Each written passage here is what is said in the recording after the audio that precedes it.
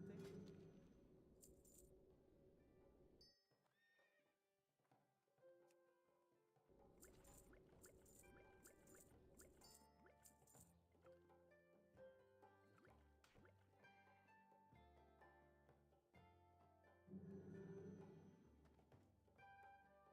See you around.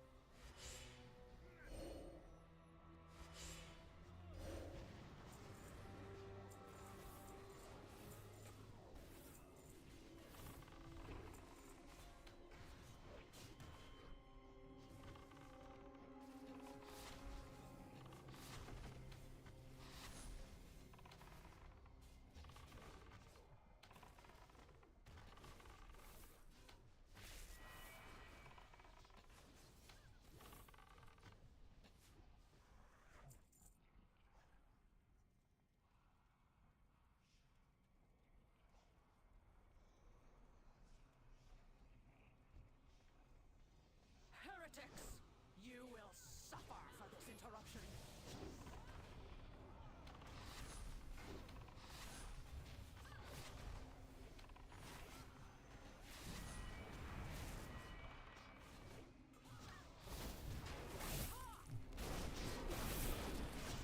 For the master, I die 1,000 times. 1,000!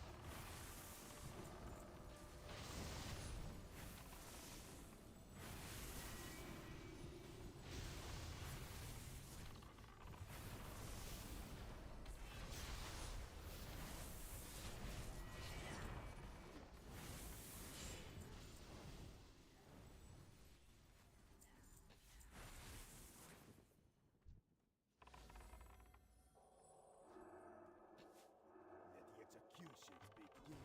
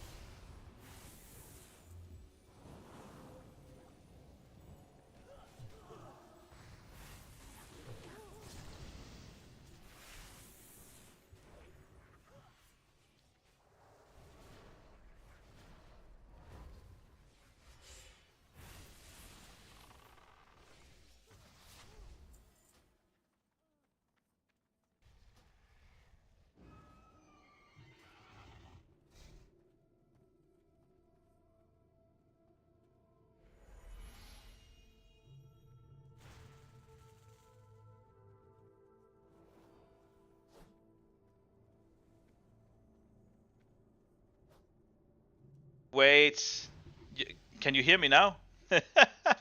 Have I just been going all this time without just having myself muted? I mean, that does explain somehow that people haven't really been responding to me when I have been saying some things. Well, it's been a nice stream so far. What has it been, like 30 minutes or so, where I haven't been talking at all?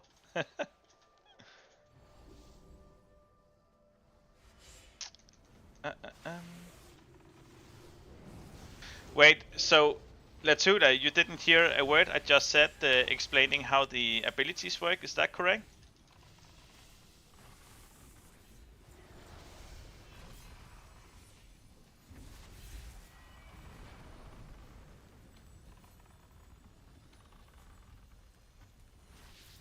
Okay, so you were asking about Lunar Lands earlier, and if you look here on the, let me just quickly heal up here. If you see here on the Guardian, when it casts Hunter Shot, there's a stacking debuff at the top of the head. I can use Lunar Lance, and it does AoE healing and gives back mana and does damage as well. So it kind of works a bit like a ranged Eviscerate or so. So that is the fourth spell.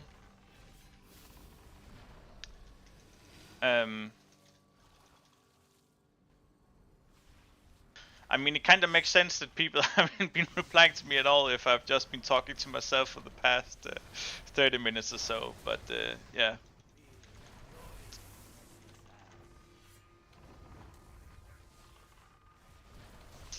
Let's go, go, go.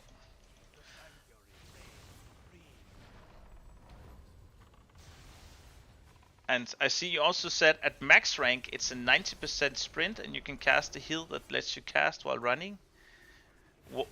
What max rank is a 90%? Oh, this one here? That's just Aspect of the Warden. It's the one that gives you area of effect damage, is it not? From your auto attacks. I just hadn't removed it from the bars where it was put into initially. Okay, so Gleam. Let's go and do like this. And say sayonara to these folks. Oh yeah. So the sprint up here. I know the shooting star, and when you buy it, it does get better with the talent ranks that you get from your book. I haven't picked it yet. I do want to get it potentially, but it's just it doesn't really give me any throughputs, and you know, it's do I want 10% more mana as a healer? I think that's pretty good. I could also go for the shooting star. I haven't really figured that out myself yet, but yeah, I actually haven't figured out. I'm gonna be taking that one there, and let's just quickly clear up our backs before we go next. And well, now that you guys can hear me, it's everyone are free to join me on these runs here. So if you do want to actually tank along for the next dungeon or so, just type it out in the chat on YouTube, or just whisper me in game, and I'll try to get you a spot. It is obviously a problem if 3 tanks whisper me at the same time, then you guys have to fight it out, Magora, I think. But if we can make it happen, I'll try to make it happen. Let's just quickly get rid of the troll sweat. All these things here, troll timbers, we put this up there. And there we go.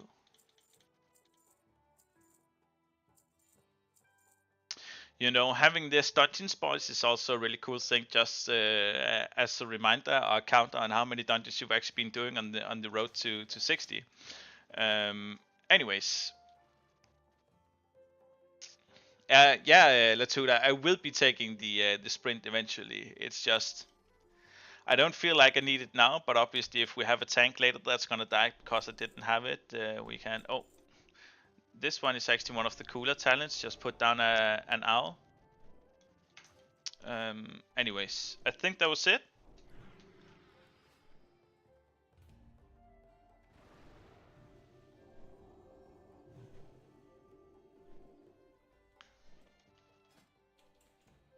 There's also something with the don't the Moon Priest Or just the Starcaller in general get the ability to mount in combat as well? I believe it is so. It might be a talent. I don't know. I might also be stupid. It's not only might, I am stupid. Can you show the 10th skill one more time? I'm not sure where I'm counting from. Hunter Saber is the mount ability. Okay, so it's not a talent, it's something that you learn.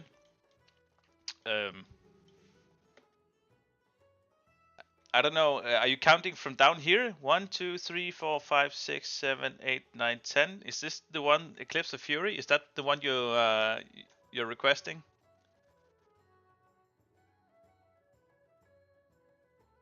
It's attack power reduction AOE that most other classes also have. I don't know if a lot of classes also have area of effect damage reduction. Oh yeah, sorry. I'll leave it there.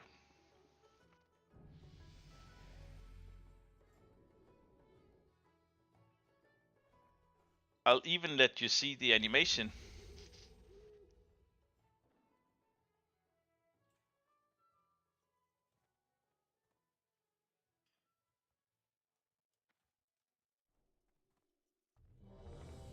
Oh, I hope you read it now, cause we got a souk with the tanks.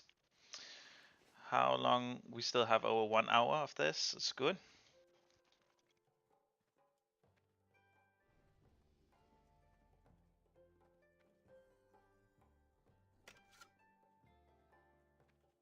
Let's see if there's any shady business up here. Oh, never mind. Oh, this is good. This is great. Red silk bandanas, and it's underground assault.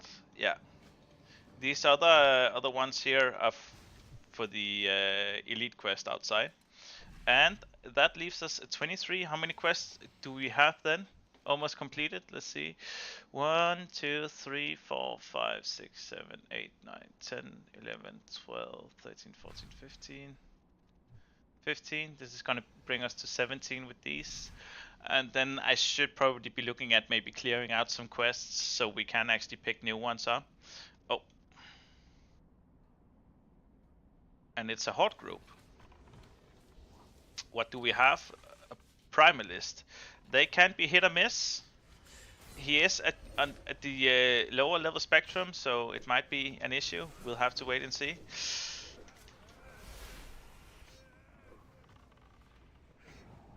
Oh, it is an issue. Let's try to see if we can survive this. Already chaos from the immediate start here. I should run back just a bit.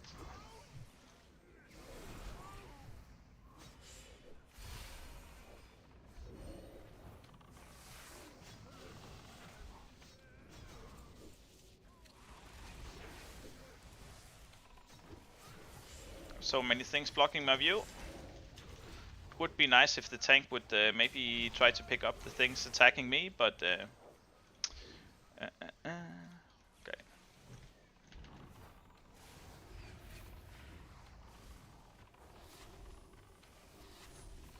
Good. That was a shit show of a pull, but we managed to pull it off regardless.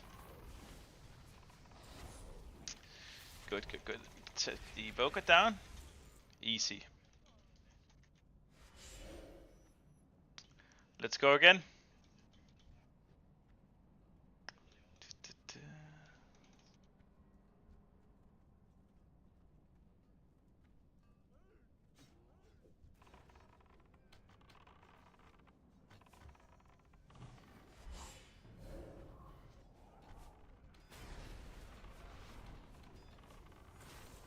Hopefully this is enough just to keep him up.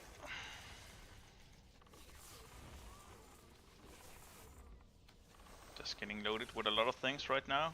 Really annoying.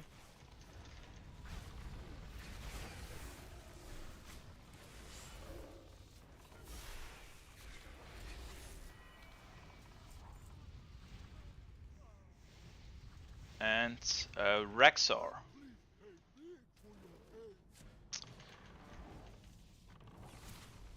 I think I'm just gonna go full Mongoloid and just focus the boss here.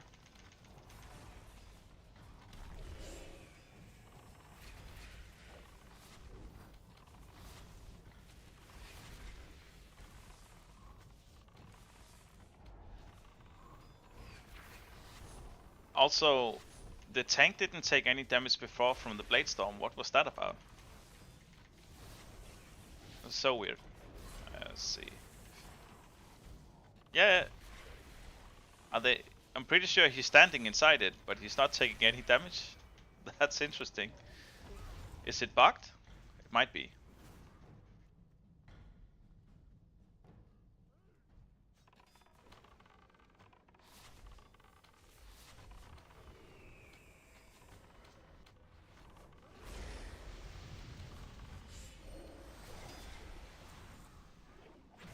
And let's get going.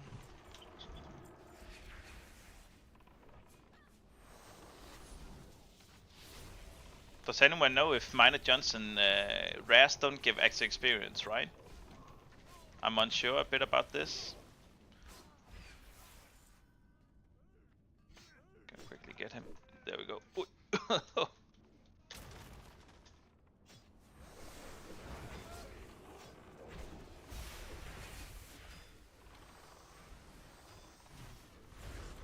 That was scary. Where is he? What? I don't understand this.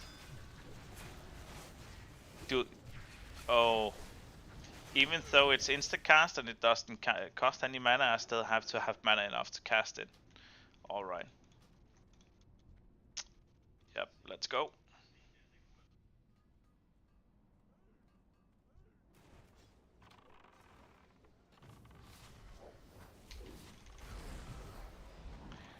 Let's take the Evoker down.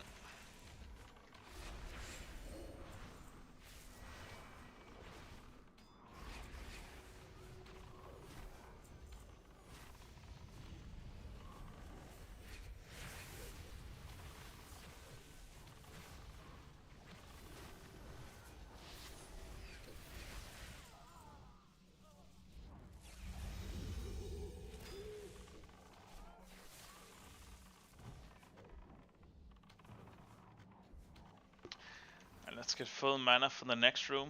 Those guys can't do a lot of spanking on the tank if he's not careful.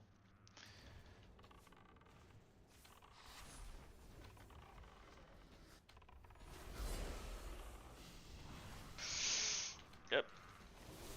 Exactly like this.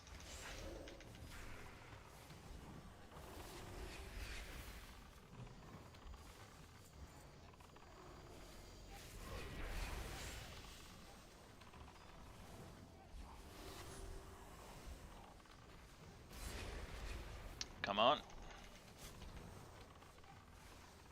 That's actually pretty easy. If they kept up the damage like the mobs did at the start, I think I would be in trouble right now because I don't have many of the cooldowns up as I did initially. But you know, it was just the frontal burst, and right after that, it's like they don't even do anything anymore.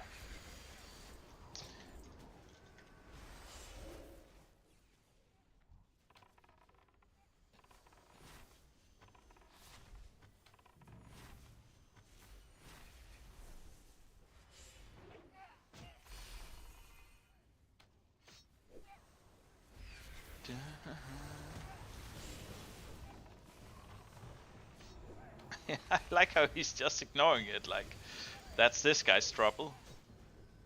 Hello! I'm the one keeping you alive. Help keep me alive as well. Thank you.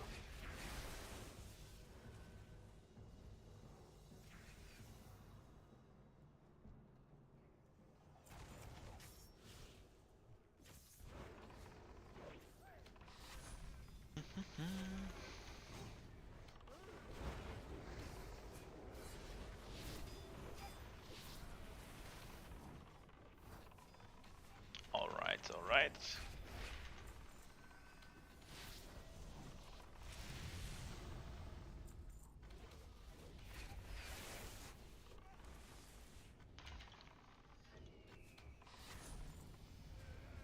And level 29. We're just zooming. And soon, just one more lucky dungeon to complete the quest there. We are gonna be having 20 quests or so we can turn in with our potion of experience, and that will take us quite high, possibly level 33. And yeah, from what, 25 to 33 in the span of about an hour or so. I think that's a pretty good deal. Okay, Slims, don't you go without me, bro.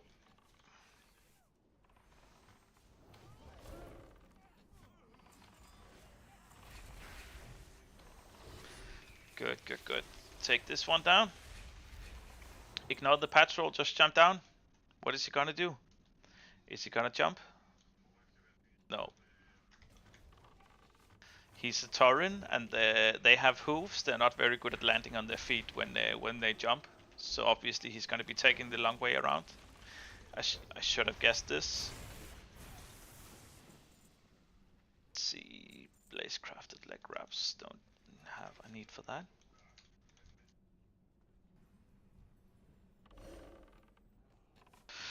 Get eclipsing arrows up. Just get spamming with the 100 shots here.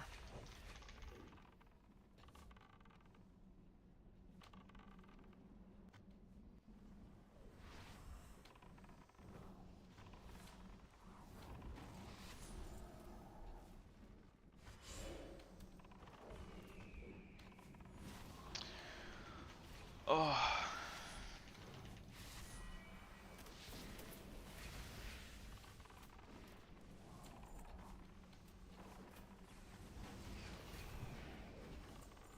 Those random like fireballs just landing towards me, right? And those lava bursts, I'm pretty sure he does have the aggro, so it's just random RNG, I guess, who they shoot on.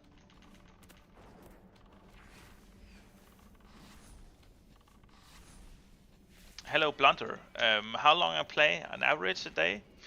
I mean, on average, it really depends.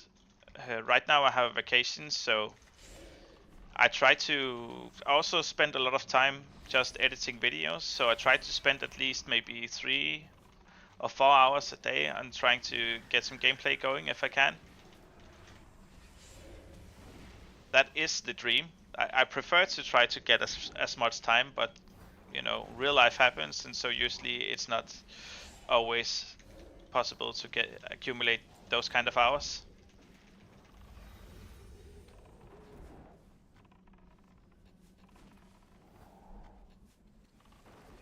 If I was unemployed without a job, I think I would have a class review for all the different classes that exist in Koa right now. But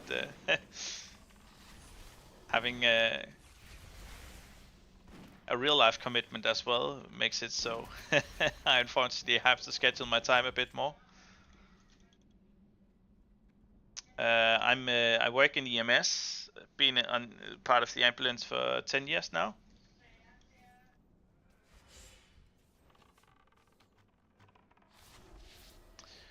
Oh, Slims.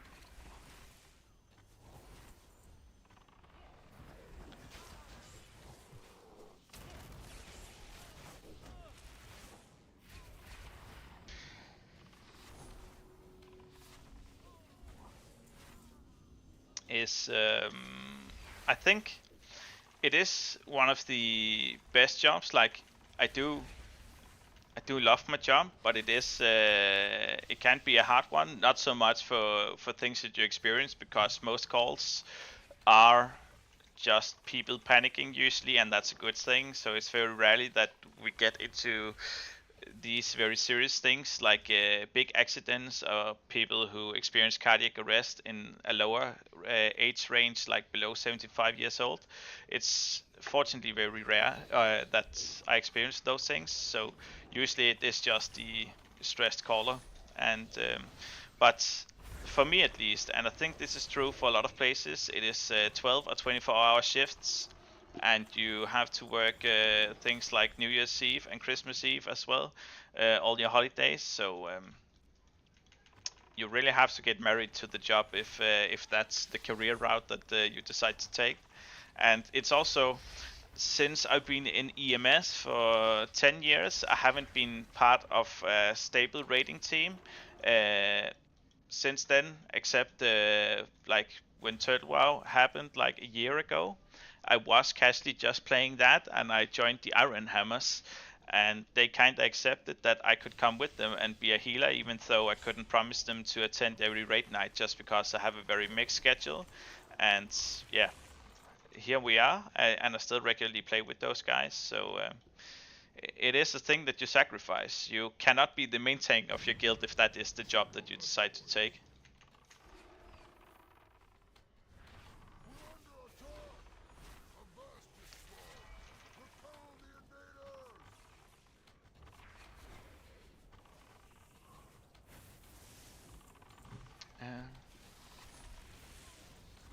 But you also have fortunate things with the EMS job.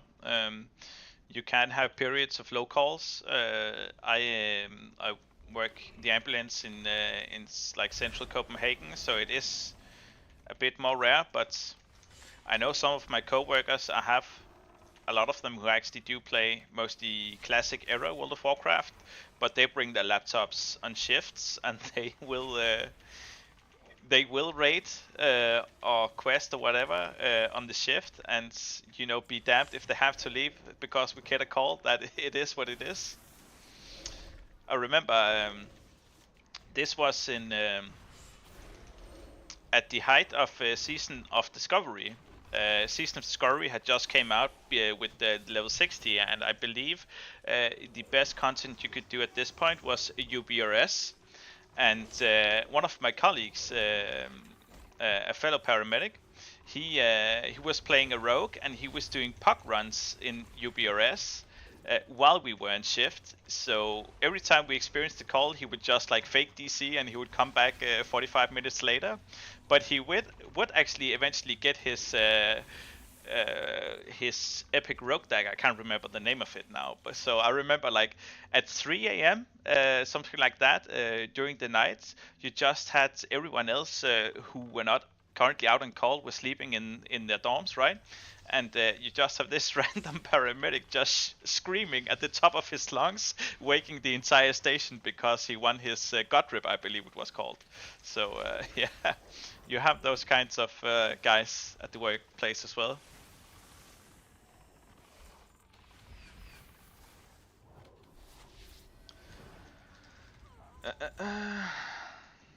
Is it called Felstriker? It might be called. I just remember it was an epic dagger, and it was best in slot for rogues during that phase, and he was just going so hard at it, right? And I had got to respect the hustle. It wasn't a ninja because he had already said that it was hard reserved, but it was a douchey move for him to know that, okay, I'm leading this raid and I potentially have to leave mid raid because of my work, but he didn't tell those guys. It might be called Fell Striker. I just remember you're possibly correct. I played the Season of Discovery to Phase 2 at level 40, and that's kind of where I ended my raiding career in like Season. Phase 1 was epic. I was playing a balance druid to level 25, and I had completed every quest, like every possible quest that you could find on PF Quest or whatever. And I had the best gear with the epic staff from BFD, and also had Walsang Gulch Exalted, and it was just amazing. And then came phase 2, and it wasn't really the same, and I quit like a week or two into the second phase. Uh, uh, uh.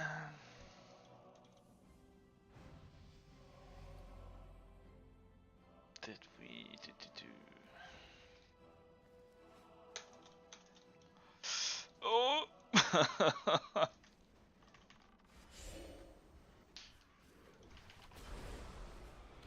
I was getting scared there for a sec, but I do actually. Oh, I need mana now. I critically need some mana right now. If he is gonna be sticking to those bigger pulls.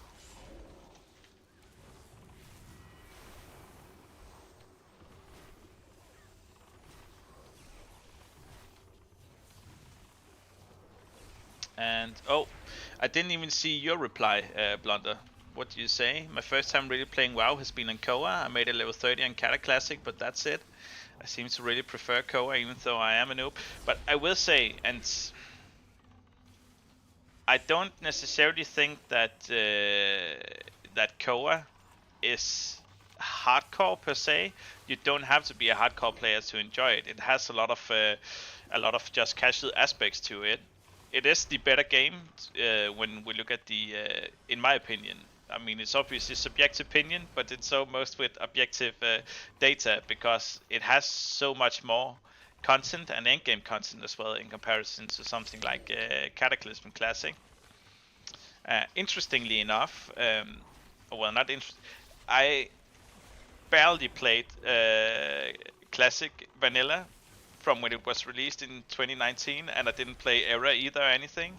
I did get to level 40, and then I just quit. But Cataclysm, back when it was current in is this 2010, is still my favorite expansion. I did raid everything at the heroic mode, which was the highest difficulty back then, and I believe we were like ranked 5 on the server on Kazakh, which was the main server on the European side. And also, I was big into PvP back then, and I remember being the second highest rated Retribution Paladin on my battle group. And I even got to beat both GameSense and Hydra Mist a lot inside Battlegrounds. I don't know if that makes me old, but it was. If you had a raiding guild and if you had a good arena team, it was the best expansion ever. And yeah, Blunder, you're right. Unfortunately, I do feel like we don't really know anything about the lawsuit with the Ascension, but I could imagine that seeing the fact that Turtle Wow was shut down, I think the same fate is just waiting for Ascension to happen. I do, however, also believe that we will see new versions of Koa just pop up very soon afterwards. But it's not going to be the same, so what I'm trying to get at here is just enjoy the ride while it lasts, because I think we are getting close to an end, unfortunately, in one way or another. But I just play it like it's a Diablo season, and I'm having fun right now, and that's the most important thing.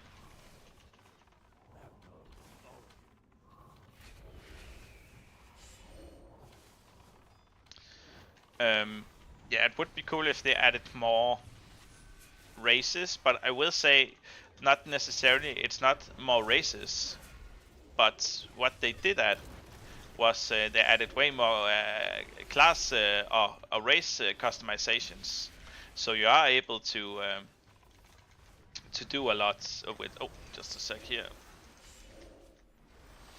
You are able to do a lot with the races now that you haven't never been able to in either retail or classic WoW, for that matter. We get that. Should we use it? Nah. It's not really worth too much in my opinion. Are they also killing Cookie? It's easy XP.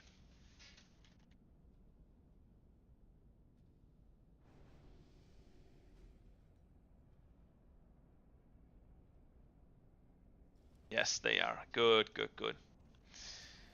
10 out of 10.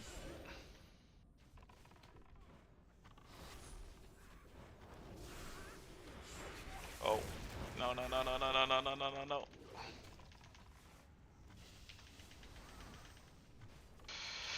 Let's get Get some mana up.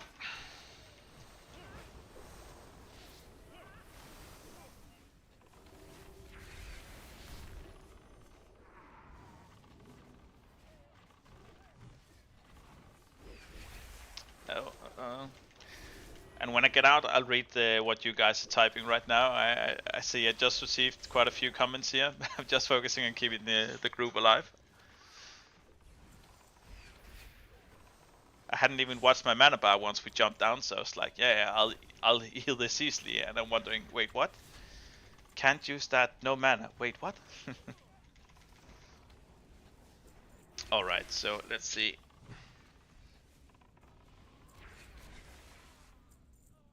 Yeah, it's, I mean, it's true, it makes it more special, you could say, with Koa, if at some point it does end.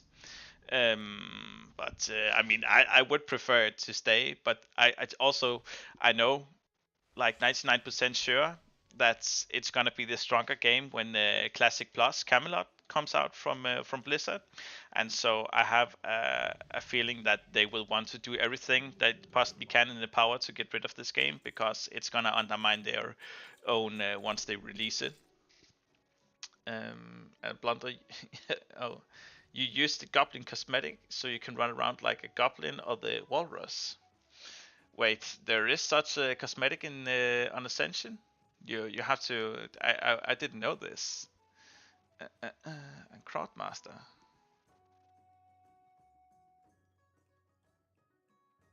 Okay, so yeah, for the ones here who are saying with my tier list, I didn't really exactly praise the Starcaller, and you're wondering, wait, if you're telling people not to play the class, why are you playing it now? So I mentioned this a bit yesterday, but I am playing through the Starcaller now because I've kind of decided, at least if I can get at least some of the healers to level 60, I can maybe do some advanced review or gameplay thoughts on them. At least we don't know how long Ascension lasts, but hopefully I can get as many down as possible. And I felt like there's no reason for me to get either the Pyromancer or Cultist to level 60 and do a gameplay review on it and say, I said at the level 35 they were the best, and at level 60 it's still the same. You know, it's going to be a very boring and quick video. So I've decided instead to kind of go with the classes that I found unfun. So right now it's Starcaller, and I think the next one would be the Primalist possibly. And I get them to level 60 and kind of see if having the full toolkit kind of changes them around a bit. And yeah, I see Crowdmaster. You asked, did they get buffed? They actually received a lot of tuning, at least from back when I played it at the high end of the beta. Um, so they are a lot more comfortable now to heal on. I don't necessarily enjoy how their systems kind of intertwine too much. I still feel like it doesn't have great synergy, but it remains to be seen if it gets better at max level with max talents. And Gian, a giant He-Man. Classic Plus is just, I mean, you have basic classic, the vanilla version to level 60, and a lot of people just wish that that Blizzard stayed in that era, but just improved on it, added maybe new dungeons, new adventures, new zones, like kind of like what Turtle Wow did and Epoch. And so that is the general meaning of Classic Plus. They made a pseudo Classic Plus called Season of Discovery, where they had some ideas in, and not all of them were, in my opinion, great, but it was still great fun. And so I know they can cook something up, but that's what they mean when they mention Classic Plus. So okay, let's see here. I think I will go with Cycle. Luna Phase now increases range haste, but I use it all the time. Reduces the cooldown of Stellar Convergence is really important, but I do feel like Cycle of the Moon is something that we want more casting. And Moonflow, yeah, I will take Cycle of the Moon now. And let's just quickly get the book up and see, can we learn anything? No. And we sold everything that we need, right? Let me just quickly see that If we get into a dungeon that has a lot of quests, I need to delete not that one, this one. Scourge of the Downs, we're removing that. It doesn't really matter that we have that. So we have 3 slots available, and if we have to drop anything, I guess it would be Mythology of the Titans. It doesn't really matter if you're not inside the... Okay, let's queue up again.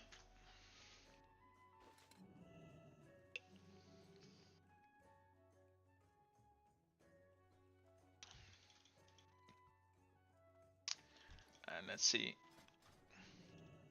If we are lucky, we get a dungeon we haven't had before with 2 or 3 quests. You know, actually, Gnome again would be really, really excellent at this point. Because that means we can at least get 2 quests done, and we can get 3 or 4 quests started. Then I just need to figure out what would make sense. What is the obvious thing here? I mean, removing this and removing a host of people. I think those 2. 5 slots should be enough for Nomrigan. I believe they have 4 or 5 quests, depending on what wing you get into.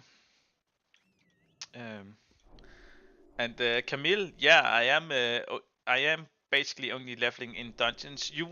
I believe you were the first person to actually ask a question in the chat earlier, and I didn't know I had my microphone muted, so I'm sorry about that. But I believe your question was, is it fast XP to level through dungeons? And in my opinion, it's the fastest. Some people also do it really fast with leveling content in some of the newer zones when you have level scaling enabled, and at level 51 or so, wait, let me just focus up here.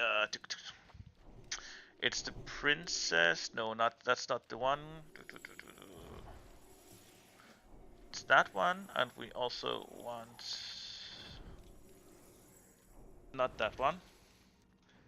Not Seed of Life. It's not Twisted Evils, I think. Yeah, those are the 2 that we want in here. So once you reach level 51, the fastest way by far is to find a UBRS run. A lot of the classes can summon you there directly. You just need to make sure one in the party has Aura of Experience. But I mean, people are no-lifers a bit like me, so they usually try to make sure they have that. And Tankimus, oh, yep, I knew it. I do still need these mobs for the drops. And he's a Guardian tank, so we should actually be... I'm not gonna jinx it too much here, but we should be kinda safe. Hopefully, maybe?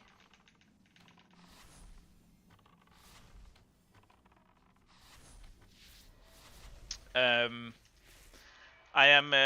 oh, just a sec here. I am not completing any of my quests yet, because I'm saving them up for once I have about 20 quests completed. I will use the Potion of Experience. And from there I get to increase the experience gain I get from turning all the quests in at once, and it's just... It will get me an extra level or 2. And it, you know, it's... Honestly, it doesn't really matter too much, but it's just, you know, to be an extra tryhard. Save 1 or 2 dungeon runs in the long run.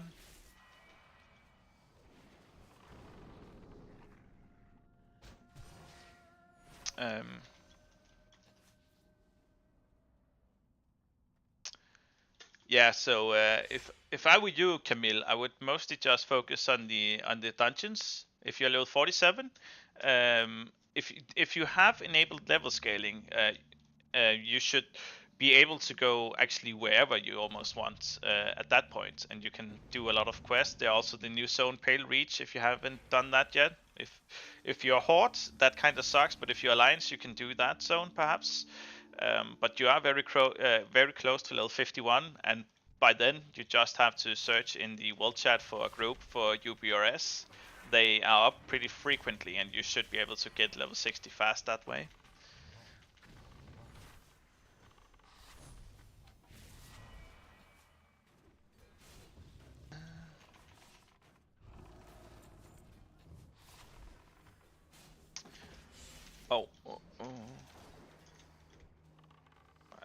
should just get some mana up. You know, I really love the engagement interaction now. I have a lot of people actually replying in chat. That's pretty cool. But I also need to watch the screen, so it's kind of like watching. And Blunder, you're asking my thoughts on the new support role. It's, I think it's a cool addition, but I mean, it's kind of two ways, because it is mostly at the moment it just has the another DPS slot, but it's kind of meta that you need to have it with you just due to the fact that they have heroism and bloodlust. So that alone will always make them wanted. But I mean, I don't know. It doesn't feel too much like a support is needed, at least in the current way that World of Warcraft works. And it is cool that they are thinking about it, but I generally feel like that they should just focus on the normal trilogy. But that's just my opinion.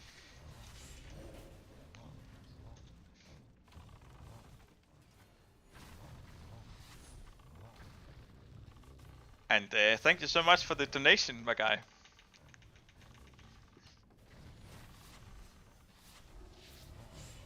Uh, um,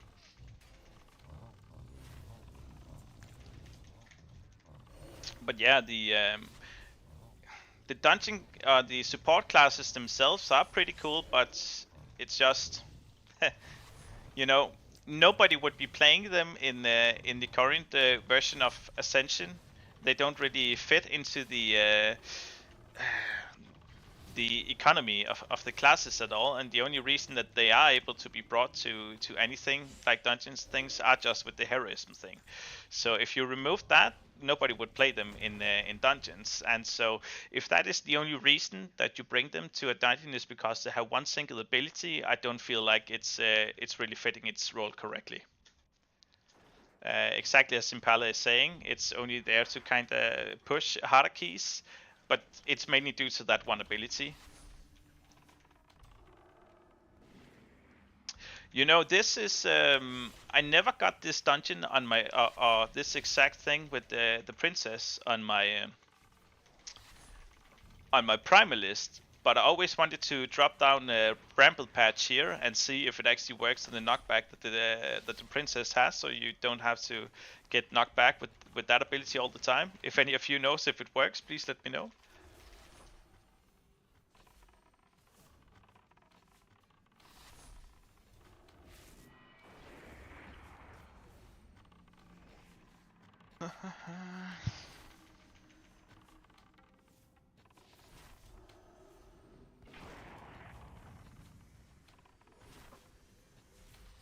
Yeah, I love the fact that classes are able to help with whatever, even if it's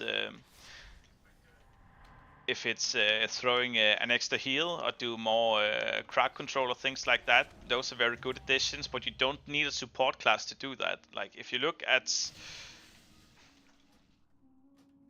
how it works in, for example, like, oh, let me just, why didn't it loot those automatically? Do I have to? Oh. Okay, it didn't work. I have to go back and loot all these by myself. If you look at like retail World of Warcraft with Mythic Plus, you will see that classes like they are not true support classes, but classes like let's say the Retribution Paladin, and they are able to throw heals. They're also able to do lay on hands, even though they are not really a support. They are DPS. You have enhancement shamans able to use maelstrom procs to also do healing touches, and I don't remember what their heals are called, but you know, a lot of classes actually have those things without actually having the support brand, and so that's just, I don't think it's a needed thing. It's a cool thing if it really works, but yeah, I think that's my opinion on that. And Camille, actually currently I don't really have a guild, so I am a member of the Iron Hammers, which is like a guild or community in general where we raid, but we raid on Vanilla Plus and they raid on Octowao and those servers. I haven't really the entire guild is filled with classic antis, so they don't really have or find great enjoyment in Conquest of Azeroth. So in here, I'm pretty much alone. I'm like a rogue, just playing for myself. And sometimes I join in on runs on Sunshun's guild when they need something to be filled up.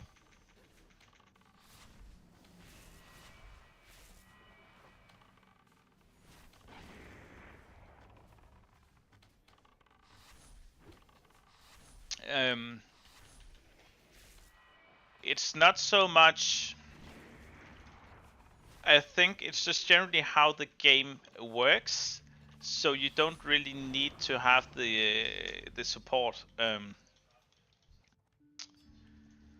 It's like I have played a few different MMOs. Like the first time that the support was released into the MMO sphere, if I remember correct, at least the first time I experienced this was when it was when Rift came out, and this was this before Cataclysm released, or right after? I can't remember. It was around like 2010, and that game had made it so that it made sense for the game to have support classes because the healers weren't always able to keep up by themselves, and the DPSs weren't always able to do enough damage by themselves, and it's just the way that they kind of designed it a bit was that the healers weren't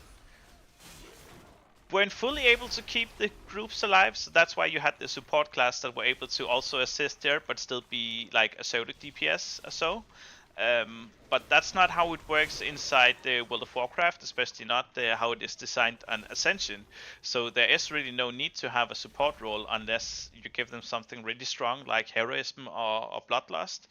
Um, so I'm not exactly sure how you would have to create those classes and make them really work unless you change something fundamentally about how the game works. So, and the only way to make the support really work is to nerf the healer. And I don't like getting nerfed, but I mean that's how I see it.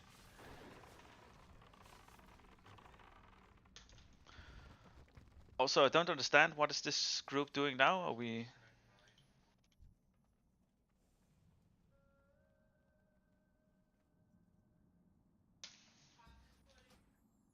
That's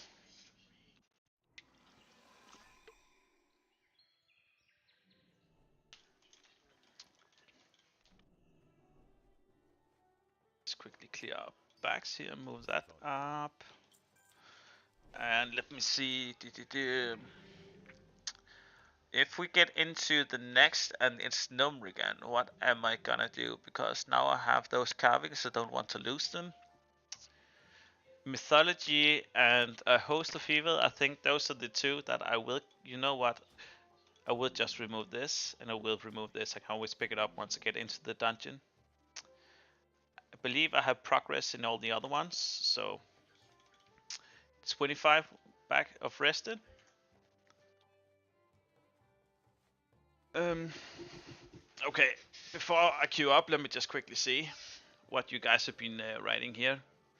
So yeah, so but Impala, you're kind of making the same argument that I am, just in a different way, because it is, if you have more challenging content, it also makes it so the support role kind of makes it it has its place, because then it can assist both with the healing for the healer, and it can assist with the DPSs, and it might have some things besides the like bloodlust aspect that can make certain things or phases or mechanics be more smooth thoroughly. But the way that the game is designed right now is it's too easy for the need for support, because the healer and the tank can fill all the exact roles that a support would need with CC, with heals and staying alive, and then the DPSs can just do exactly that DPS.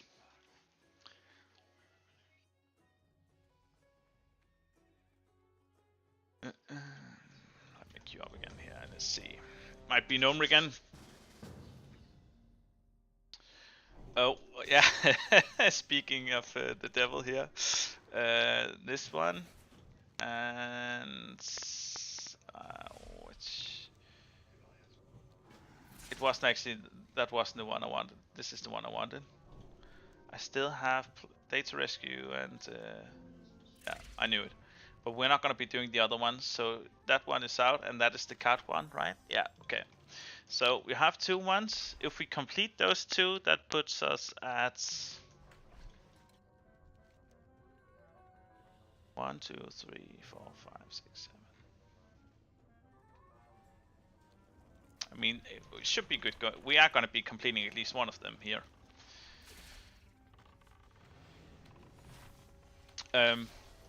Yeah, the way you describe the Blunder, the way you describe how a support could work is also how it did work as the bard in the game Drift, which is kind of where some other games have been copying the support aspect from.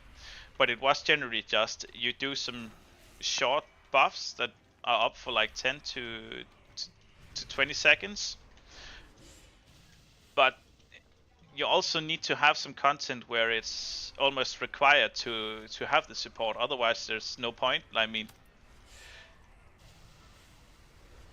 wait, let me. No, tank.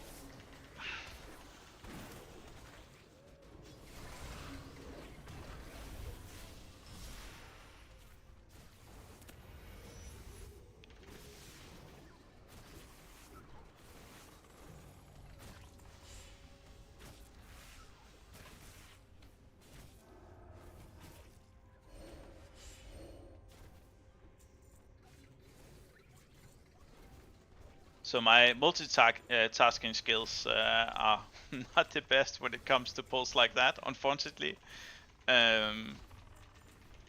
Also, Crowdmaster, I am on Vulcan.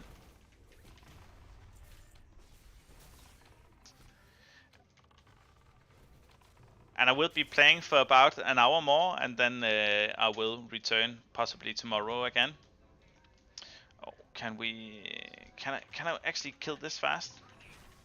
Oh, he's taking it. Never mind then.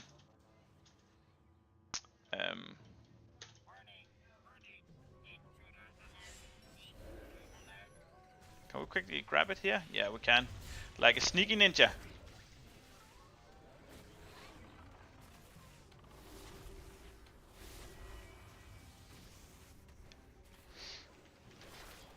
Oh yeah, but the point that I wanted to make,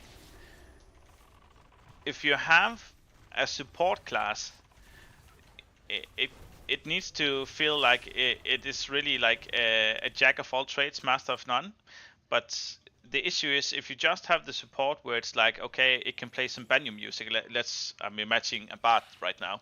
If it can play some music and now you do more critical damage, and it plays another tune and now you have more mana regen. If you keep doing that all those times, it's like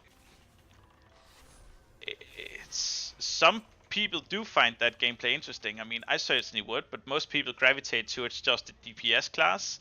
And so if the tanks are able to sustain themselves with the survivability, and the healers are able to sustain the group with healing and their own sustainability, then there really is no reason to have any support class, at least inside dungeons, right?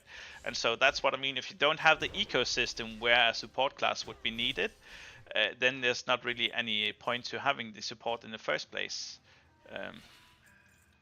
And I think that's the biggest thing with Ascension currently is the ecosystem is just the fact that the game is too easy. So it's a fun thing to have the supports, but it's not really a needed thing.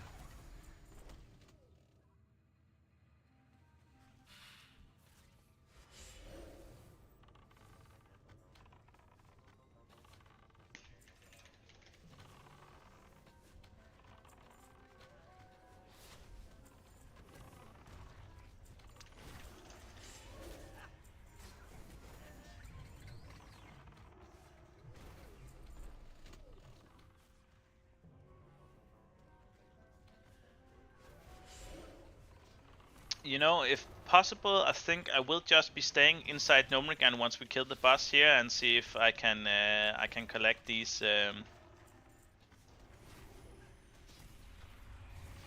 those small squares.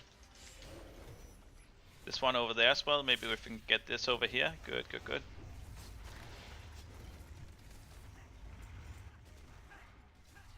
Woo. See how I leave the group behind so I can snap the artificial extrapolator. I have 5 more. Once the boss goes down, I should be able to just run back and they sort of respawn. It should be good. If they don't kick me.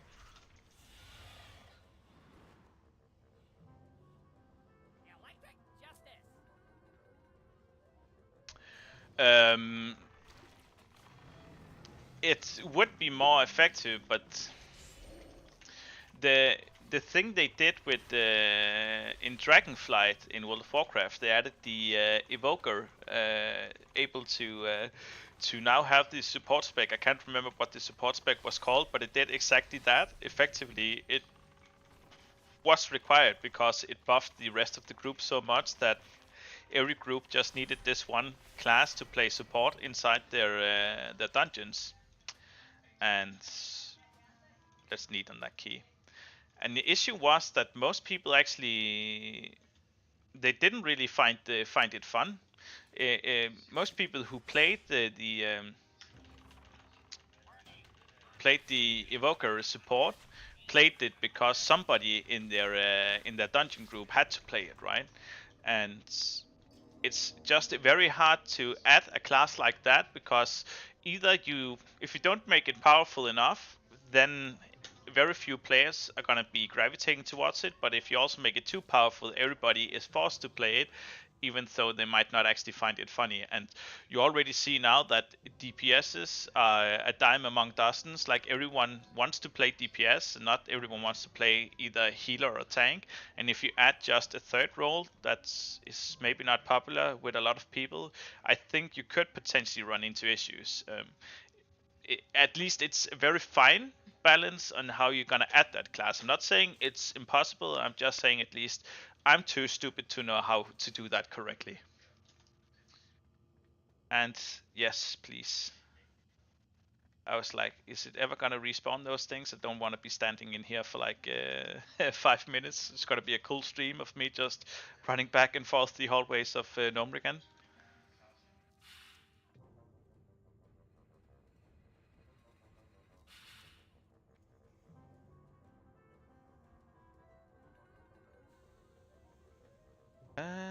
Oh, let's not pull that guy.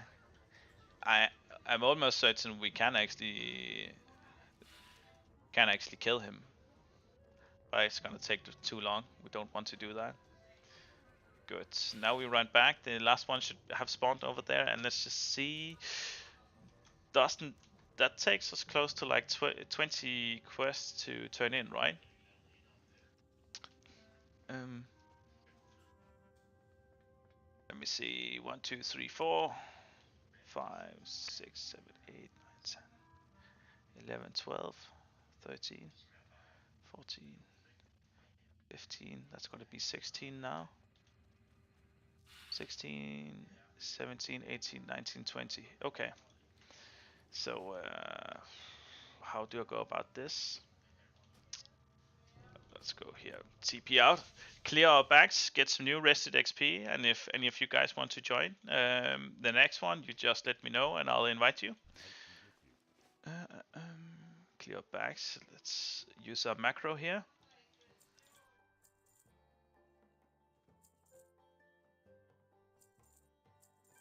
Reinforce the boots. Boots. There we go. Nice. Okay. Let's drop down our second campfire and hope they don't get mad that we are burning down the establishment, and we can take a look at this. In the meanwhile, we got level 30 now. The Lunar Eclipse effect of Moonwell Splash now causes it to affect 3 targets. Okay, so it's an extra AoE heal, but I kind of feel like Moonflow is the better one regardless when you actually have Lunar Eclipse, so this one doesn't really matter too much. Let's see, increases the effectiveness of aspects. So does it also make it so I have increased healing? I think it does, but we also have Shooting Star. What do I do?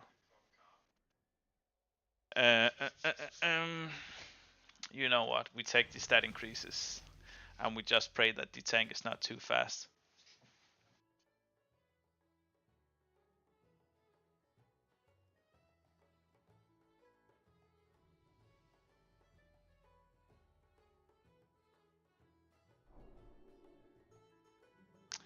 And now we have it up. Yeah, 2 hours. So usually for people, I advise not to turn in the quest until you actually are inside the dungeon. I mean, pop potion of experience. But now that I am playing a healer, I do get faster queues, so it doesn't matter. Let's pop it and let's. We are level 30 right now. Let's see how fast we can accumulate some fat experience here.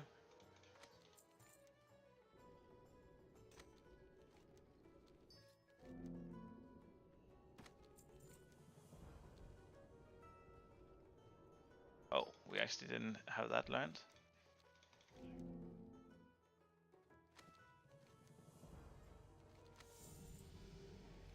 Oh, I love this.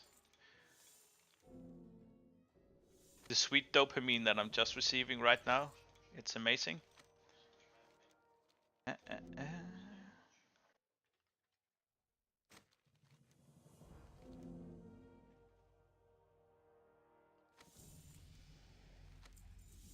People are just looking. In the end, they're like, why is this man so shiny all the time?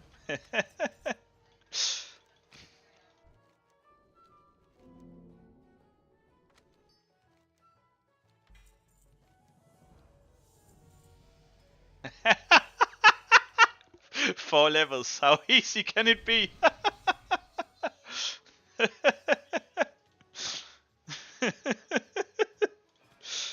um, okay, so what do we can actually take the shooting star. You know what? We're taking shooting star now, and let's see what else do we want. That one sucks. We definitely don't want that. It's not really like any of these things are cool, so I guess just the normal stat here. Oh, yeah. Here we want stellar convergence reduced by 30% and full cycle.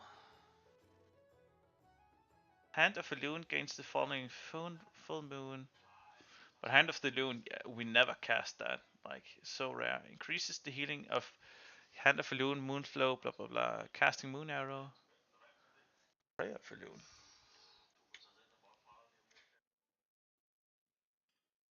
Prayer of a Lunar Face. Increases the critical strike chance. Teardrops is something that we do want. What about these things down here? Increases critical strike chance.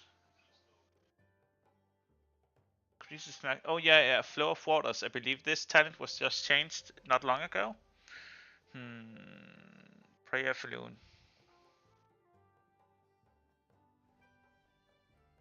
You know, we're taking this one. And Shooting Star, we'll pull that down there. And let's quickly see here. Oh, okay. Yeah. Let's.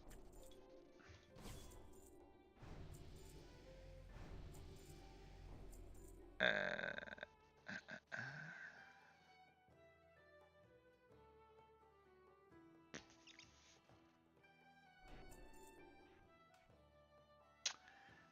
increases the target's resistances. Does it stack with Celestial Mind? Yeah, it does. Okay. Oh, we're learning Silverstream now. Okay. Oh, I just need to figure out. It's CRC. How does it look? Oh, so it's just like Chain Heal. It's literally just Chain Heal, and it costs no mana, brother. This is overpowered.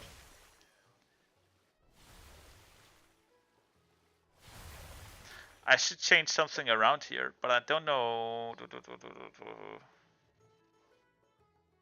Okay. And area of effect water walking, and the rest are just increases here. Did I clear the bags? I didn't. Let's quickly clear the bags.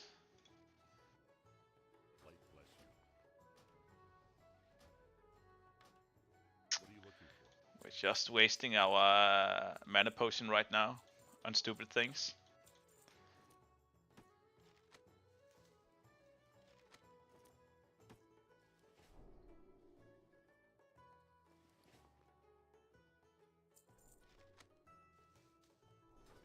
Alright, let's go.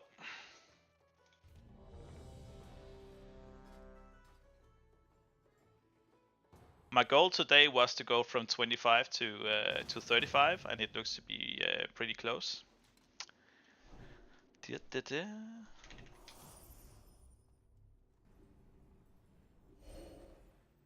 Let's do like this, and people are like, wait, we have a restoration shaman on our team. Okay. Didn't even check. What is he? Level 18.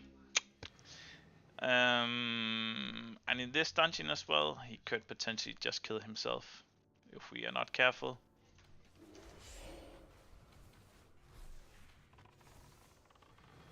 Let's try to get some mana up, just so we are ready in case things hit the fan.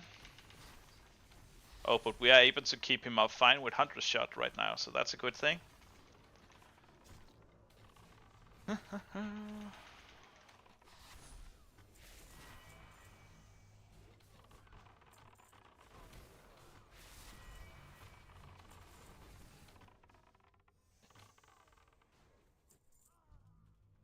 Good. And he is also taking it slow, so he knows. Oh, please don't let me jinx this.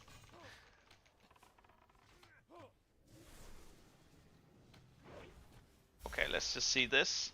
How good is this? Is it only healing us right now? Let's see. Oh, it doesn't even cost any mana. Okay, you know what? I just for this one dungeon, I will not do it in the next, I promise, because it's boring gameplay. But I'll try to heal only with Silver Stream. I am allowed to get mana back from Moon Arrow, but otherwise I will only be casting Silver Stream, and we'll see if it's actually able to. I mean,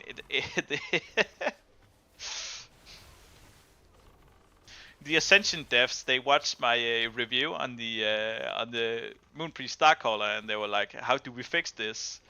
And and they got together, and they were like, oh, "Just give them this broken spell and just have it cost no mana and have no cooldown," and that will shut him up for the next couple of months.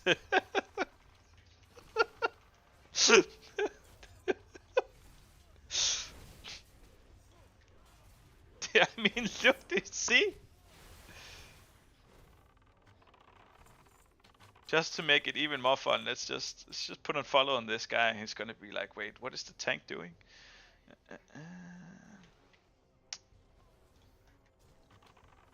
Is it actually long enough range to? No, he can't reach. Oh, that would be cool. Just follow and focus target on one guy, and you can win the game just by looking down on your phone on the second monitor while you just heal with one ability. It could be fun. Okay. I mean, I have to make the healer tier list 3.0 that comes out on Monday. Just putting the Starcaller up at the best tier, because this is really broken. Like, what? The mana bar. This is the most broken healer right now in leveling dungeons. What is this?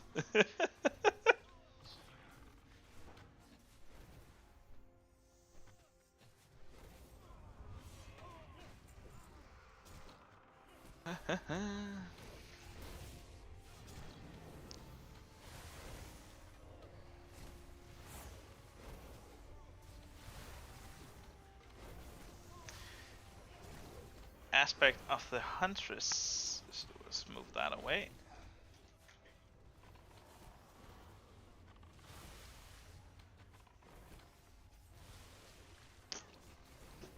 I would say that the Silver Stream is 10 out of 10. And not to forget, we can even use Lunar Eclipse on it, and it becomes instant cast, and it does even more healing. It's so stupid. And it also breaks the class a little, right? It's like, I think if they gave it just Silverstream and just gave Silverstream, I don't know, I wouldn't actually give it a cooldown, but maybe just have it say, okay, it costs 10% or 20% of your mana, so you still have to use your occasional moon arrow in between, just so it kind of goes into its, I don't know, class fantasy a bit, its resource system, because right now it's you have an entire resource system that the class utilizes from level 1 to 31, and then at level 32 they just get this stupid thing. Yeah, Brad, I know you're right. It's if the tank was taking more spiky damage, it would be gravitating more towards the single target heals. But I mean, this healing ability, at least for just leveling dungeons, there's not a lot of the other healers who has such an easy, accessible area of effect heal that also can manage to keep the tank up somewhat. And it's on a class that never needs mana because you cast 2 moon arrows, and I've gotten back the resources that I've spent on casting 10 silver streams. The only thing I dislike about this, and this is just me, it's the aesthetic of the animation, because it's with the water magic. It's taken, I guess, from the animations from the Resto Shaman, and it doesn't really fit the Moon Priest theme. It should be astral projections or something like that instead, and it would be more in line with how the class should be played. But yeah.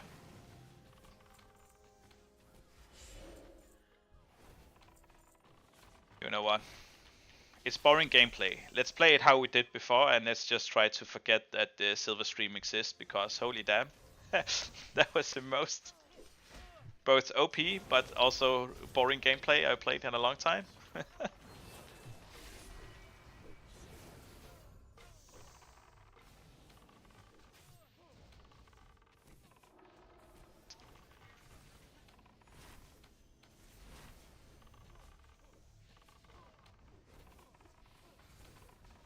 But don't the Sun Clerics, they do have something similar. I can't remember what it's called. Is it Cascade? I believe that is. But it does cost more mana. It's not as fire and forget as a Silver Stream is. And you can also go into, I can't remember the name of the different vows, but you can go into their area of effect vow, and you will from there be able to actually contribute some with, where is this guy?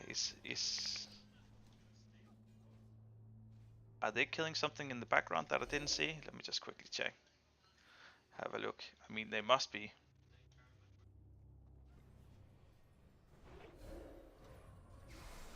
There we are. Yeah. I felt like when I played the Sun Cleric, I was able to manage pretty well when it comes to area of effect, but obviously nothing. I don't think any class gets as close to something like this.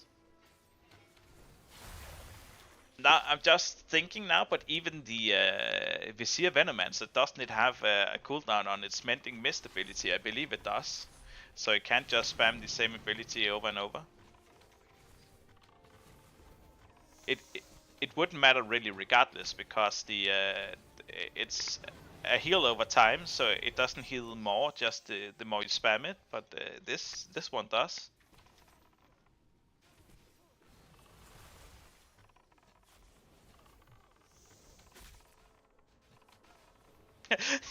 Now that I'm thinking about it, right?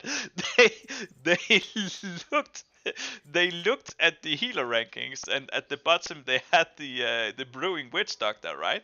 And they decided, you know what, we're gonna change Mojo Wave so it behaves like Chain Heal, so they can finally be competitive. And then they were like, oh, that looks fun. Let's give an upgraded version of that to the Starcaller. So just fuck the Witch Doctor.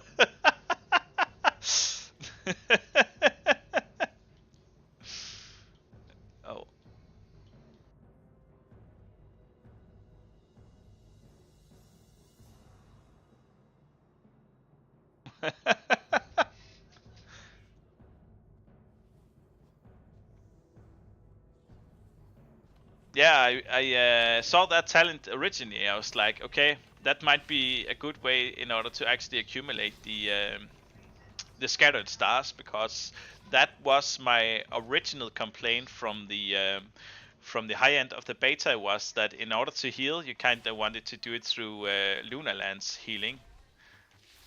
But in order to get scattered star stacks, you had to first cast a few hundred shots, then spam Moon Arrow a bit, then cast even more hundred shots to finally be able to cast Lunar Lance to heal, and then you had to start over.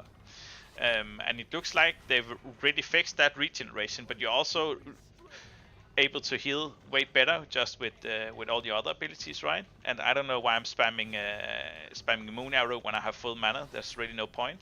And also, what is happening? Why is my entire team? Where is my entire team? They just left. What is going on?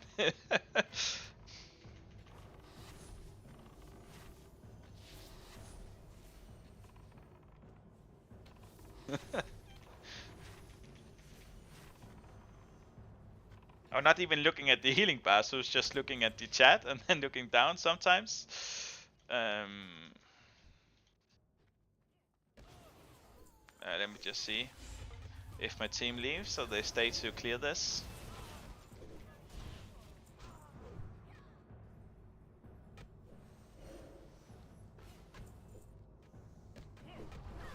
But I mean, I guess that is the strongest fix to a class. Like if I at least if I complain about a class being very unfun and having a mechanic that doesn't work, let's just make a new ability that just forgoes the entire mechanic, so you don't have to play around it at all.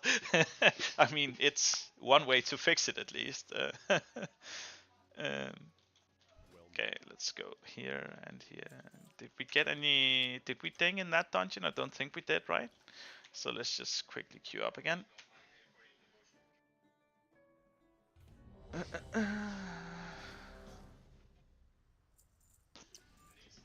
Oh, and this one.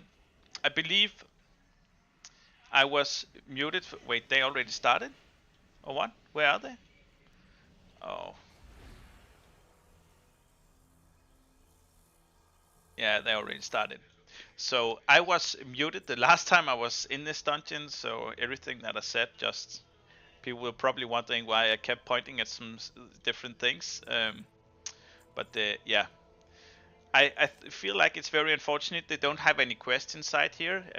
I believe there were a few quests in Cataclysm, but this was actually, if I recall correctly, this dungeon along with the Vashir dungeon, the water thing, I can't remember what it was called, were the two starter dungeons back in Cataclysm, and it was my general favorite expansion, especially playing back then, and I just remember loving this place, coming in, playing as a protection paladin, and especially in heroics, like you had to utilize a lot of crowd control again, or really go ham with a lot of defensive abilities when you were doing the big pulls.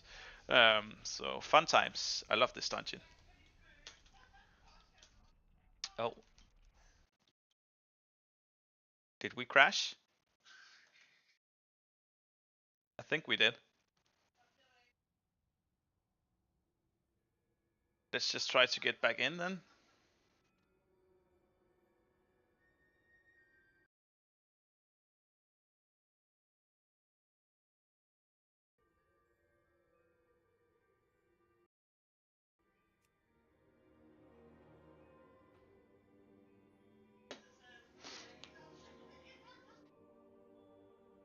The server is against us.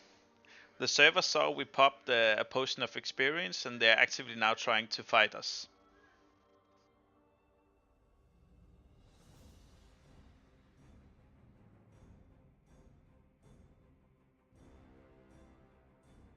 Let's see if we can get back in. I'm assuming I'm not the only one who got kicked out of the game.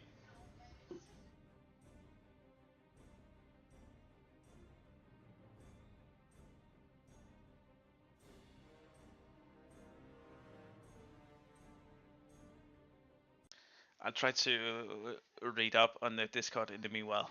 and see. Usually you have a lot of people posting a lot of crazy memes in the general chat when the server is down. Yep, you see all the crazy cat memes and everything. uh, Come on.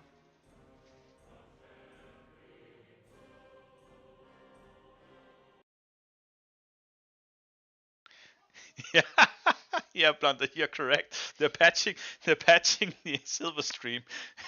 So some unfortunate dev, he came in and he was like, "Wait, why is that ability not on cooldown? It should be." Shut it down. Remove the ability again. Nerf it.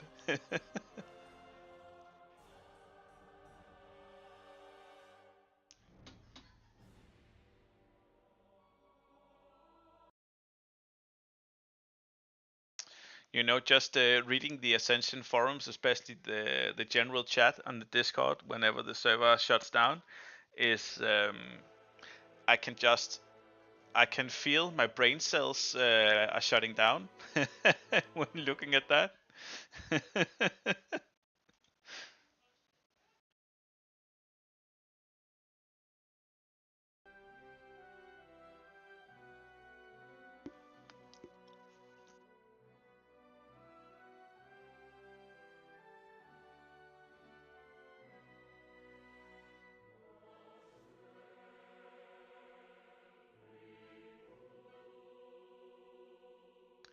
Now we're just waiting for the realm to say that it's coming online again.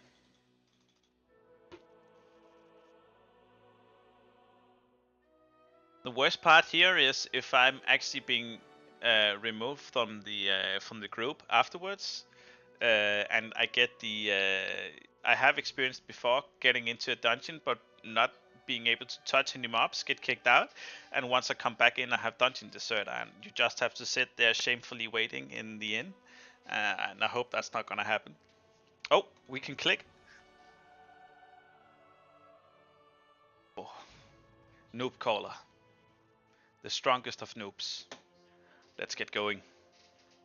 Let's get gapping.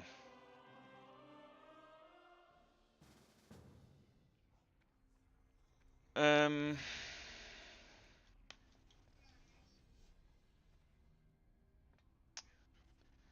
So, interestingly, one person is already not in the group right now, and so I am tempted to just leave party, but I have experienced before that I come in, but and it's missing one or two party members, but I can't leave, or I get the dungeon deserter, and that's really annoying if that's the case. What if I kick this guy? But that would also be a douche move. Let's not do that. Not while you guys are watching, at least. No, I'm joking. I'm not. I'll go back. I'm not kicking him.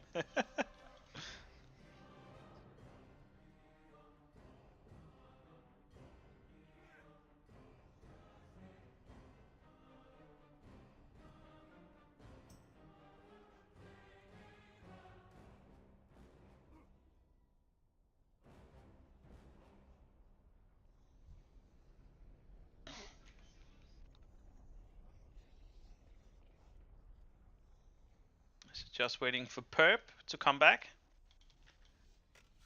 And hopefully he does, so we can get some quick experience. You can just see the potion of experience is just ticking down rapidly. And this is why I advise people to not use it before they get into any dungeons whatsoever. So you don't experience this mishap we're happening right now.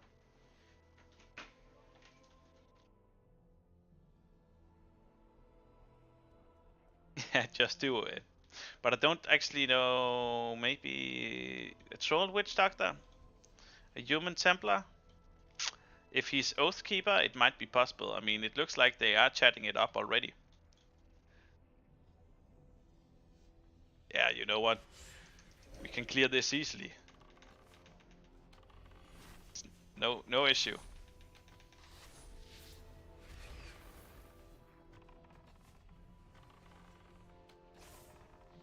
Don't fear. Noob is here. That was so cringe to say that.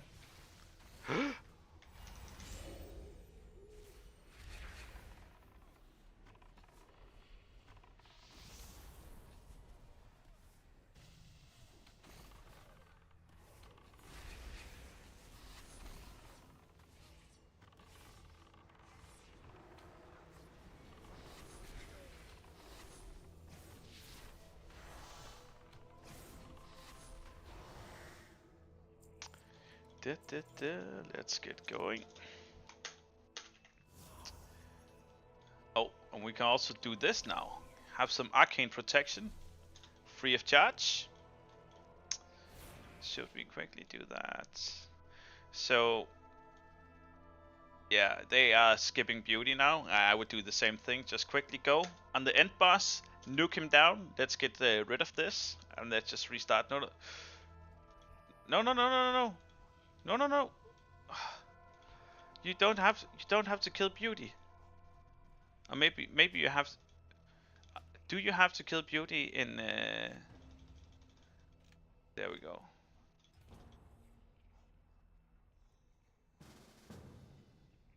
If I remember from back then in Cataclysm at least, not with any Ascension changes, you didn't have to kill this boss. You could skip it if you wanted to, but most people did want to get it just for the loot.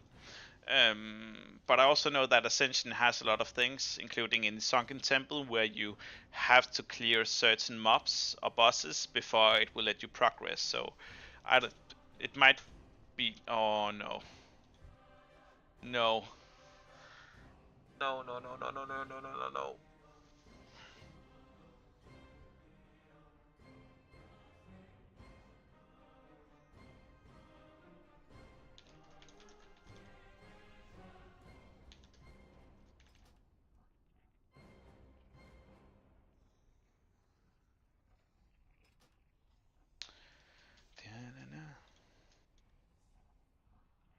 So, Witch Doctor can't, but I'm pretty sure the. Wait, how did. What? How are they already here? What skip did they do? Doesn't matter, I'm happy. I thought they had to run the entire way from the start of the instance just like I had. So it's like, no, we have to sit here and wait for 10 minutes.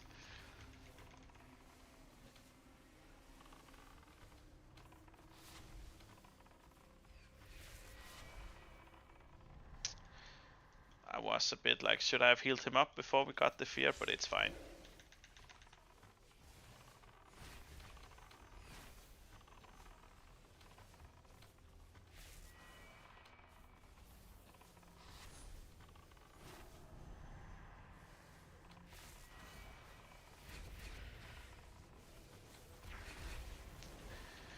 Let's get beauty down. You know, back in 2010, when Cataclysm came out, beauty was the real tank killer inside this dungeon or so. Together with the second boss, the one with the anvil forge thingy and the big fire beam, like those two, damn, they hurt a lot. Okay, Ascendant Lord.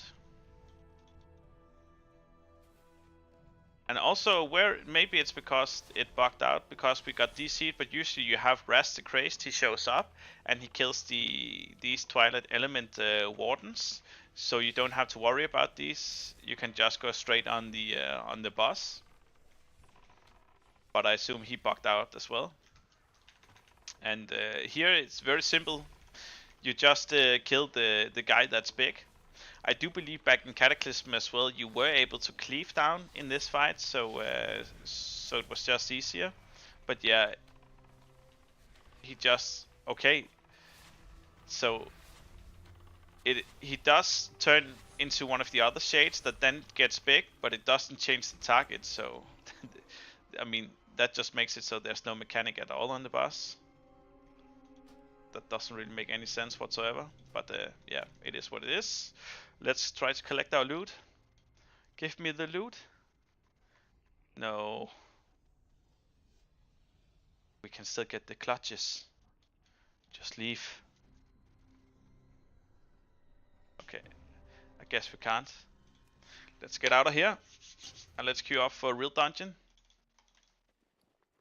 And try to attain our level 35. That is the goal for today. Ultraman, yes. Necklace recovery, the Lost Dwarfs, if we can. Ultraman. So I like this dungeon a lot. It's very fun to have or get when you're in here. But one thing that I just really find annoying is its quest, and especially like you see, there's actually the magenta caps are right behind over there. You think we can ninja them? We are ninjaing them. These things here are like, they're like golds. They never spawn. So it's gonna take you like 5 tries inside the Ultraman in order to actually ever complete that quest. And it's so annoying. And please, Tankimus. Oh, I forgot I had this OP ability. Doesn't matter. Tankimus, you go ham.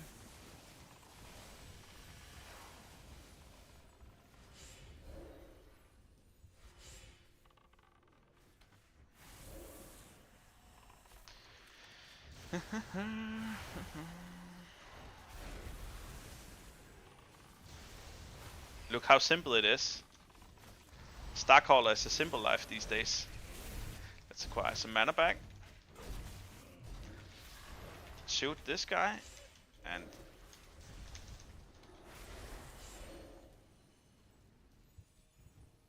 do we have any of those things that we need? No, that's what I mean. The caps. Why don't they change around the quest so you don't have to collect 12 caps when there are only 6 caps total in the entire instance every time? It doesn't make any sense. Oh, brother. If I didn't have Silverstream, I would be full panic right now. Wait, I also have this? I keep forgetting. It's just because we're so OP, it doesn't matter. We can just spam 100 shots into this mofo. And we're healing up the group. Where's the fire hammer? There he is.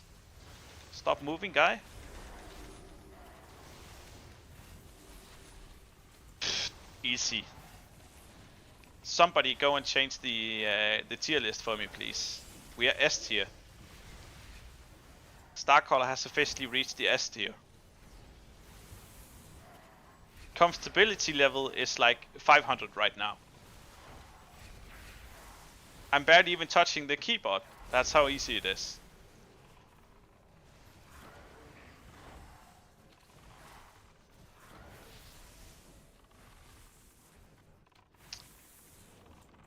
Oh, and who was it you, Brad, who said until you get the talent that applies stars at Silverstream, I will look for that talent after this. That's gonna be so OP. New main confirmed. Silverstream. Easy game. No skill. I should actually have a disclaimer like that every time that I go into a new dungeon. Disclaimer, no skill involved in this gameplay with the Starcaller.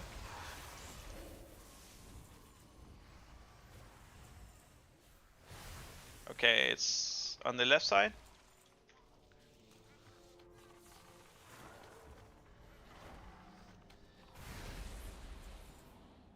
I'll take a look for that once the Grimlock here is dead.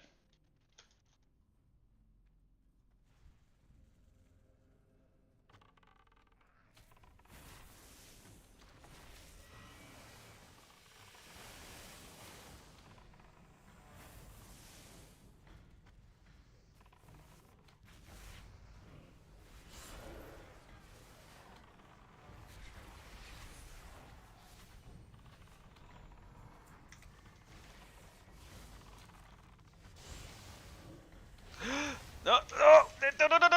Oh! I totally misclicked. Don't let him die. Okay, let's quickly get mana up again.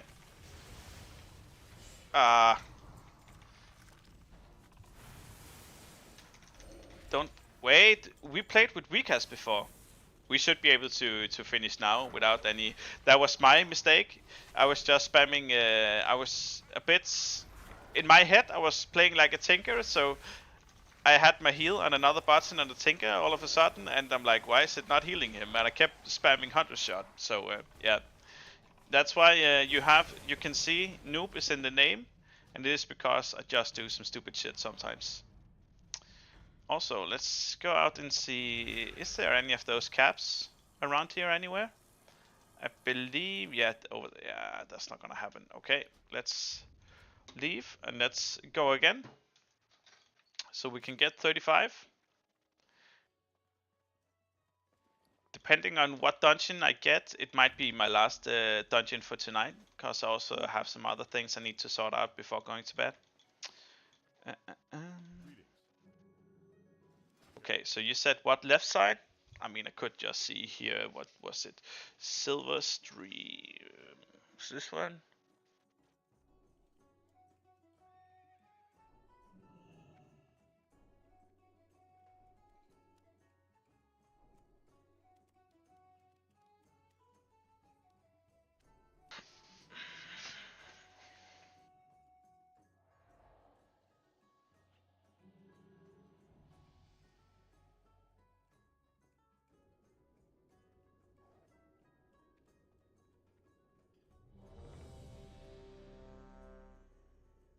That's really the. If I just alternate between Silverstream and Moonflow, not only do I do great healing, but I also do great DPS in the enemy, and I actually get the area of effect damage that I was complaining about. I didn't have. Is that how it works? Because it's really overpowered. Maybe it's overpowered. We don't know. But then I don't want these two.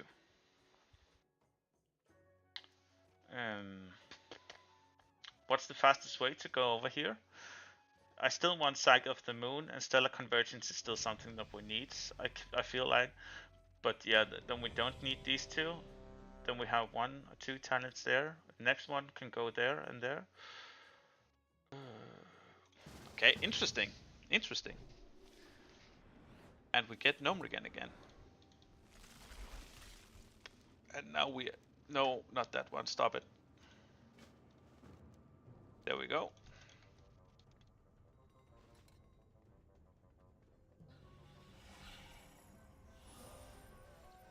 And let's give this guy some arcane spell resistance.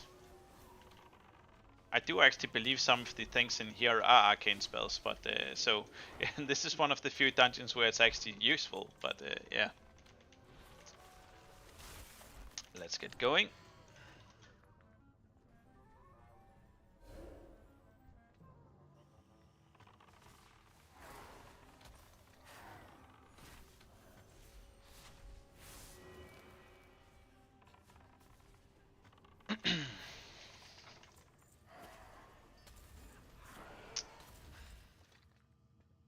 Saw that. Oh, and you know, I always get a bit confused because the Rot Vizier,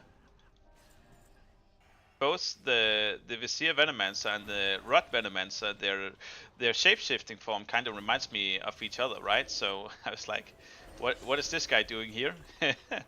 Is he coming in as a Vizier Venomancer queued up as a DPS? I mean, I don't mind. That just means I can chill a bit more, but still.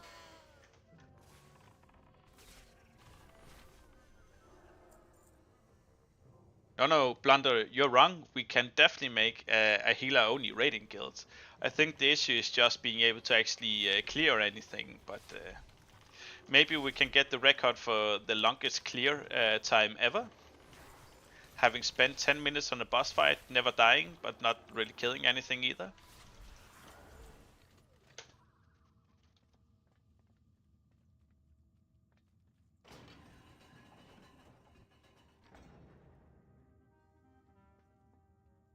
Do you want to kill the extra boss? For the XP? Yes, you do. Come here, Beetle.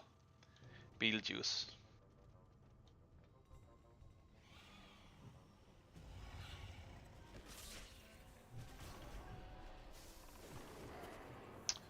Man,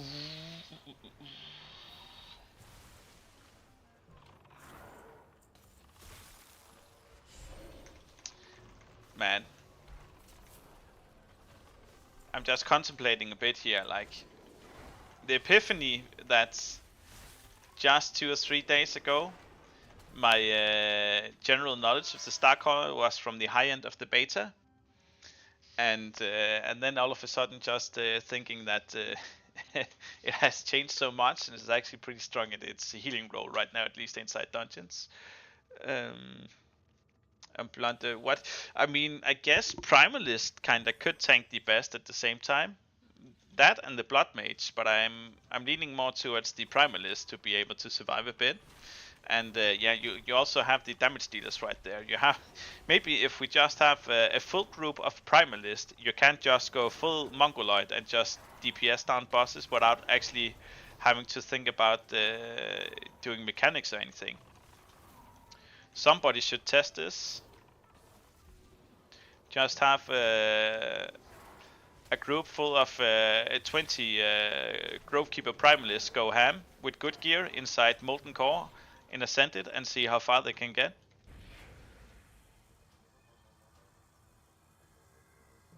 No, come back.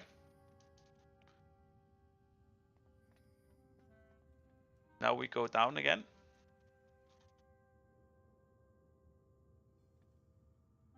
Yeah, it would. Unfortunately, it does require me to get the Grovekeeper up to level 60, but I mean that would just have to be after the Starcaller. And then we need to convince 18 other idiots that it's a very good idea to acquire gear so we can just go in a full Grovekeeper.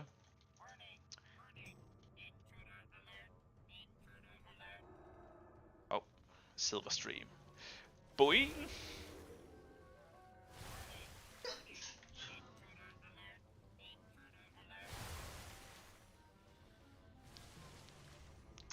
I mean, don't give me any ideas because I haven't really figured out what's for the Friday video yet. Friday will just be a video of me inside Paint, just theory crafting on the potential way to kill all bosses in inside Molten Core, pressing 1, 2, and 3 on the keyboard as a Grovekeeper Primalist.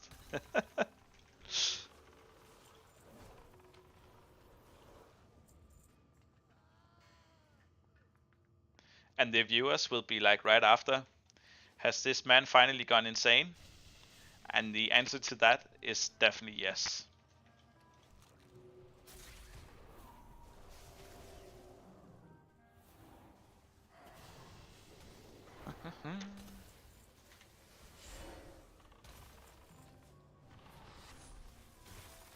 I'm sure you would watch it.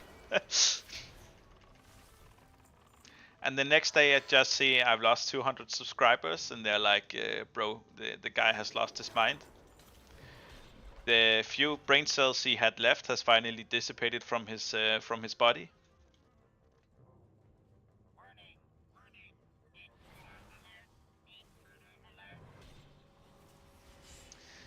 Yeah, but you know, I had actually a similar kind of video in mind originally. Was if I had played up the remaining 4 support classes up to level 35 and doing a mid-level review, and I did do a poll on it on my channel, and most people wanted to see me get the healer classes to 60.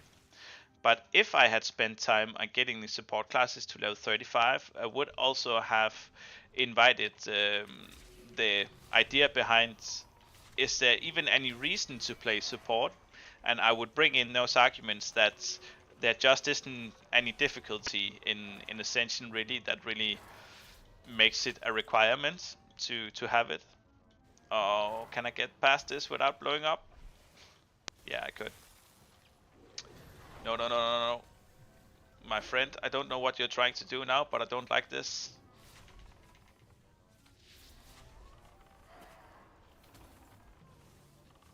Where does support fit in Koa? And it's true.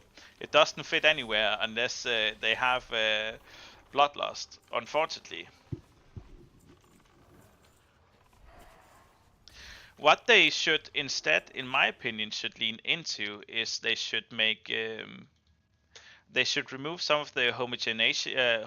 That's a very hard word to say or pronounce. Homogenization. A lot of the classes have just been given like normal World of Warcraft abilities with a new name, and a lot of the classes also share the same things. But what, in my opinion, they should do is they should give each class just one or two very unique things that only that class can bring, and so every class in some way is actually a support class while also being able to DPS and heal or whatnot, because they do bring that specific one, either utility or debuff or whatever with them.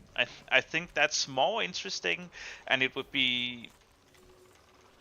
I feel like the original World of Warcraft developers have actually mentioned like having this thought before, but they've not really ever executed well on it. But uh, the cool idea behind, oh, we are in a party now with actually a pyro, so that means that we are able to bypass these mechanics here because he can do this, but it's not a requirement. So if they could have something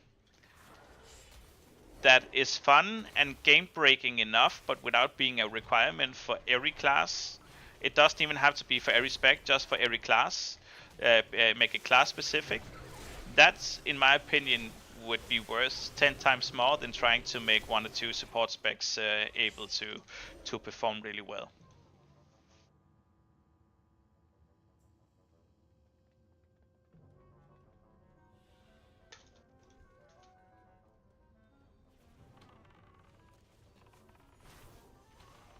My machine for the future!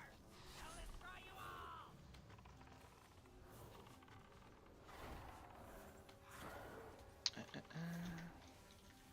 Explosion! More explosions! I gotta have more explosions!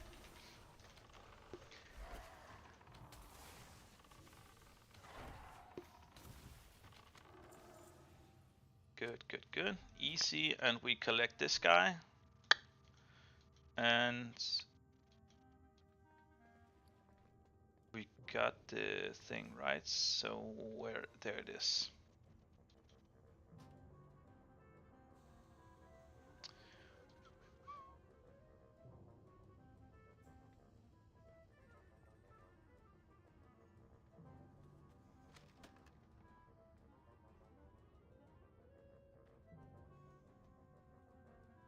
You are partial to wanting a video about the most and least popular healing classes.